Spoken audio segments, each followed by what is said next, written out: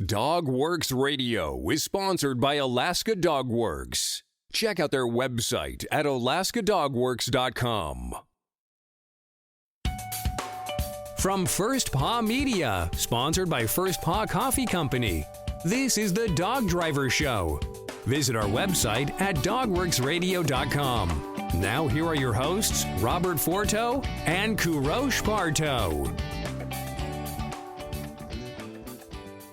Hello and welcome everybody. This is Robert and I'm here with my co-host KP and we are the Dog Driver Show, and today we have Cari Rorstrom calling in from Sweden. Cari is joining us. Can you introduce us for us? Yeah, I've been following Cari from on Facebook actually because I see that she's a dog trainer and I was also a sled dog champion. So it was very interesting to see the background behind her, and I wanted to have her in our show to chat and to see how she's combining those techniques together with the sled dogs.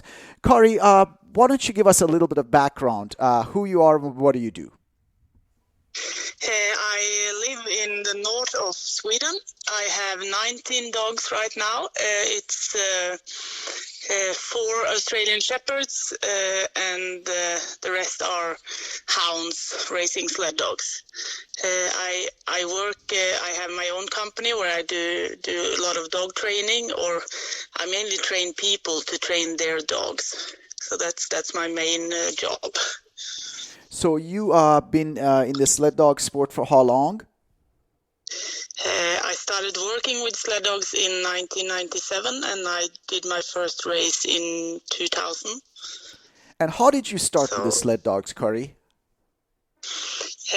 Actually, I'm from the south part of Norway, so I moved up to the north of Sweden to start just try to work with sled dog on a sled dog kennel with tourists and some racing, and I liked it really much. So I got my own dogs, and I'm still up in the north of Sweden.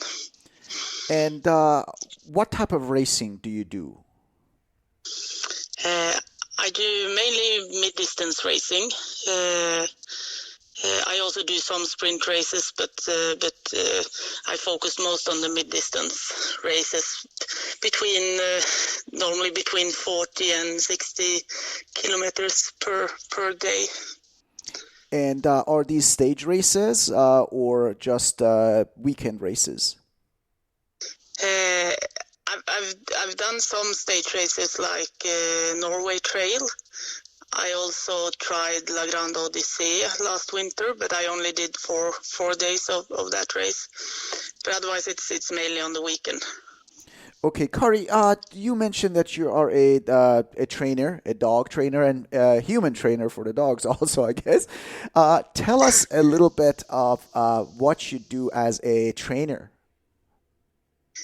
I do with my Australian Shepherds. I train them for obedience, tracking, and search and rescue. So this time of the year when the snow is disappearing, it's more focus on that type of training, like tracking and search and rescue and obedience. I also train other dogs and people to train their dogs, like puppy classes and rally obedience and stuff like that. I've seen some of your videos for search and rescue with your Australian Shepherds. It's very impressive when you drag like a scent and they have to find the scent. It's kind of really interesting. My kennel partners, they have 3 Australian Shepherds, so I'm very familiar with the bloodline. Do you also train them as sled dogs? Yeah, I do a lot of training with them in front of the sled, and I do ski touring with them as well. And they love it. It's they just get totally crazy when they able to pull the sled or pull me on the skis. So. Were they? Did you get the Australian Shepherd after the sled dogs, or the sled dogs after the Australian Shepherds? I got my first Australian Shepherd 2001, so that was just like a few years after I got my first sled dog. But I had dogs before, and I did some agility and obedience before I moved to Sweden as well. So when I started with dogs, I started with obedience and agility. And do they Australian Shepherd dogs? Do they live with the sled dogs, or they're separate from each other? No, they live together. I just have to keep them away when I let the sled dogs out, because they just want to herd them. Mm-hmm. But otherwise, when they're out, they're all in one big pack, so that's not any problem at all. Tell me a little bit about the fact of you being a dog trainer and using some of those techniques in your sled dog training. Do you think that's an advantage for you? Yeah, I do. I like to train with my sled dogs as well. They're not really obedient like the Australian Shepherds, but they know I just train them in the most important manners to come when I call them, and to walk with me, so they can run behind the bike when we're out in the summertime as well. So I'm also trying to teach them sit and some waiting commands. I've noticed that in some of the bigger teams, open class teams, they train their dogs to sit or stay still in the start chute. Do you use some of those techniques too, or no? No, I've done it with the team I had earlier, but not the ones I have now. They're quite crazy. I like them to be a bit more still, so that's one of the projects this summer, to keep them a bit more still. I don't want them to sit or lay down. I just want them to not jump over each other and not scream too much. But I think it's good if they can move a bit, or so because we have quite cold weather up here, so if they need to sit still and then all of a sudden start in a high speed, it's a risk that the muscles and everything get cold, and then they have this explosive start and get injuries from that. So they are allowed to move a bit, my dogs, but not like jump over each other and scream and chew lines and stuff like that. Let's talk about dogs. You mentioned that since 2000 you start to race, so that's 20 years of racing. What type of dogs do you have, and what is the background behind your kennel? I started with more Alaskan Huskies, but now the dogs I have now is more of a hound. I think most of them have some dogs from Hege Ingebrigtsen behind them. So I guess that's the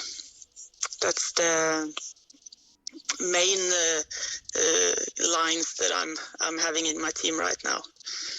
And do you breed your own dogs, or do you acquire puppies from other kennels? I don't breed my own sled dogs, because I'm not allowed to do that in Sweden, because I have the kennel for the Australian Shepherds, so I breed the Australian Shepherds. And the Swedish Kennel Club has this rule that if you have a kennel name in the kennel club, you're not allowed to breed mixed breed dogs.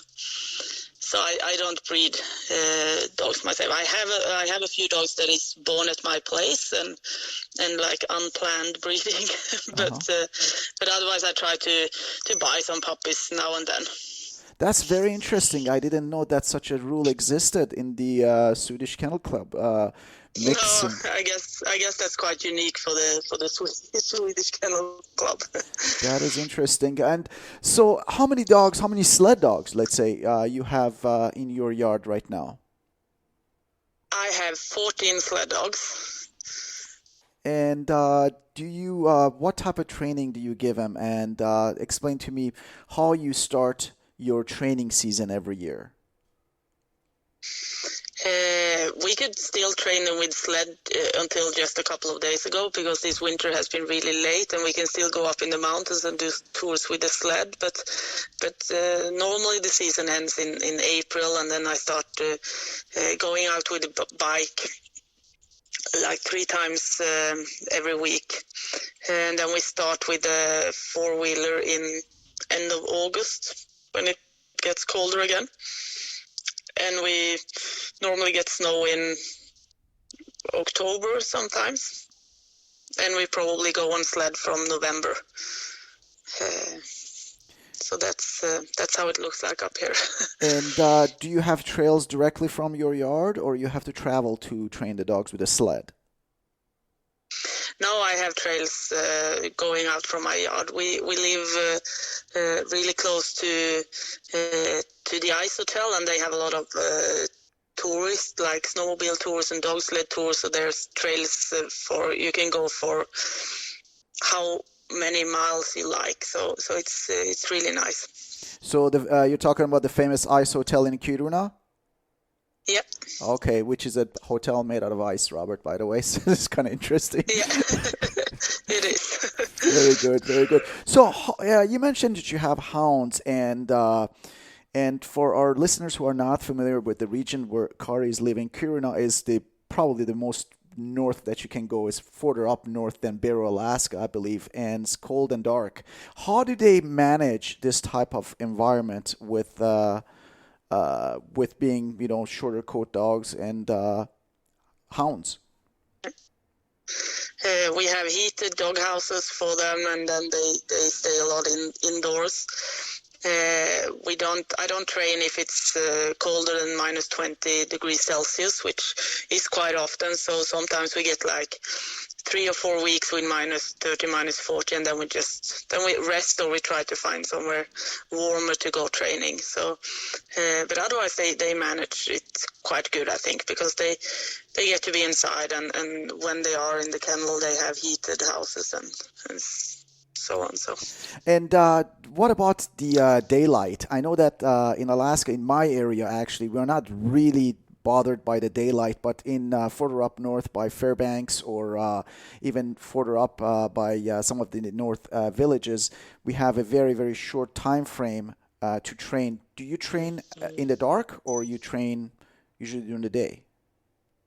In the wintertime, in December and January and February, it's always dark when you train. You can go, there's a few hours in the midday where there's some type of daylight, but otherwise you have a headlamp, and that's how we do the training. So it's a dark, long time, but then now we get the midnight sun, so now we get the sun 24 hours a day, so that's nice as well. Cari, this is Robert. You've really piqued my interest here. I am a dog trainer as well, and also a musher doing mid-distance expeditions, that sort of thing. And you and I got started around the same time. I started my mushing career in 1990, or dog training in 1994, and mushing in 1997. So very similar track as you. But I have a question for you in regard to moving from Norway to Sweden.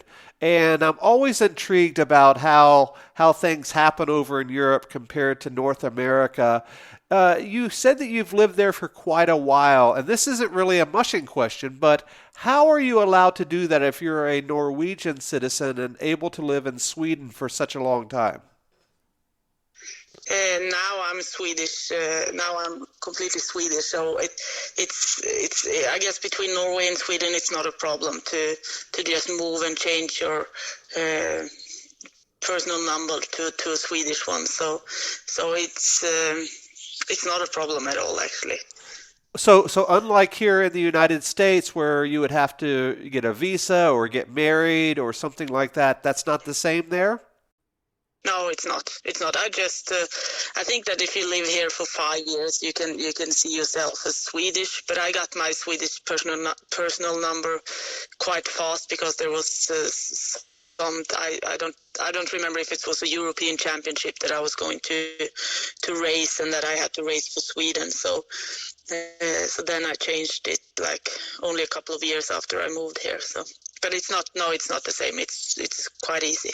Very interesting. And if we could, I would love to talk a little bit about what you talked about with the Swedish Kennel Club and the no breeding rule. Can you expand on that just a little bit? How do they, first off, how do they regulate things up there? Do they give you a kennel license? Do they do inspections? How do they make sure everybody's following the rules? They do inspections. They have the kennel club has their own people that goes around to the breeders and do inspections to check that they have all the papers and how the dogs are and how you keep the dogs and so on, and that you breed the right breed and not mixed breed. We also have this authority that has rules how to keep the dogs, so they also do inspections, but they don't care if it's purebred or mixed breed. They just care about how the kennel are built and that the dogs are in good shape. So KP, I would love to talk to Cari after we get off air here, but do you have anything in closing? Cari, we talked about training in the dark. I know that I do some of my training in the dark, and people, if they say I'm crazy because with an open sprint team, they say it's super dangerous to train at dark. But sometimes with work, I have no choice. Here, the problem we have, Cari, is the wildlife. Do you have also encounters in the dark with wolves, moose, bear, or whatever in your area? The animal we see the most on the trail is reindeers, and they most of the time move. We do have some moose as well. It's not any big problems. There's not too many accidents with them. We have quite a lot of brown bears, but they sleep in the wintertime, so it's not a problem with that either. So no, and it's on the trails that I'm training on. It's quite a lot of traffic. It's a lot of, you always meet other dog teams because there's a lot of tourists outside doing dog teams or snowmobiling, or so the trails are quite trafficked. So it's not a big problem. I follow you on Facebook, and once in a while I see some of the challenges that you have with other teams or tourists on the trail. I read about it and smile because here in Alaska, in our trails, Chugach, Alaska, we have a public system. Fortunately, we don't have snow machines and too many tourists, but we have a lot of traffic on our trails. How important is for the dogs to encounter all these different conditions? For me, I think it's good if you're going to raise your dogs that they're used to seeing other teams and passing other teams. But for me, living up here with a lot of teams, it's getting more and more a problem, actually, because there's more and more teams that don't have focused on their jobs, that they focus more on my team or other teams. So we had a few accidents with other teams, but otherwise I think if you just train alone, it's going to be more shocking for your dogs on a race later on. So the traffic is good, I think. Yeah, definitely. I agree with you because, for some of the big races we do here, like Rendezvous, which is downtown, and we see people, crowd, fences is good. My problem usually with encounters on the trail is if another team is aggressive with, aggressive dogs, and that's a big challenge. Other than that, I think everything is positive when you see another team. Very good. I think we're just about out of time here. Cari, KP, you want to close this out? Cari, I wanted to thank you one more time for spending the last 25 minutes with us, learning about you, learning about your passion in sled dog racing and in dog training in general. I really appreciate that. I'll be following up. Do you have any sponsor or anyone that you want to thank? It's time now. No, I actually don't. I have my own company, Top Dog, and then I get some sponsoring from Mammoth Dog Nutrition, but otherwise it's not too many sponsors around here. Very good, very good. Well, thank you so much. We'll be following your results and your racing upcoming season. Thank you so much. On behalf of my co-host today, KP, this is Robert for the Dog Driver Show. Make sure you check us out over on dogworksradio.com. You can search for all of our episodes. If you know of somebody's name in the sprint dog world, if you type it in my search bar, I guarantee they're probably already on our interviews. If not, if you'd like to be on the show, send either I or KP a message and we will make sure that you get on the list. So other than that, we will see you guys next time. Goodbye. From First Paw Media, this is the Dog Driver Show. We hope you enjoyed this podcast, and we invite you to subscribe in Apple Podcasts, Spotify, Stitcher, or wherever you get your podcasts. You'll find a link on the episode notes. You can tap or swipe on the episode cover art, and you can see some offers from our sponsors. You can support our show by supporting them. If you like what you have heard, we would love it if you could give us a 5-star rating and tell your friends how to subscribe too. Your hosts are Robert Forto and Robert Parto. Our producer is Robert Forto and created for First Paw Media.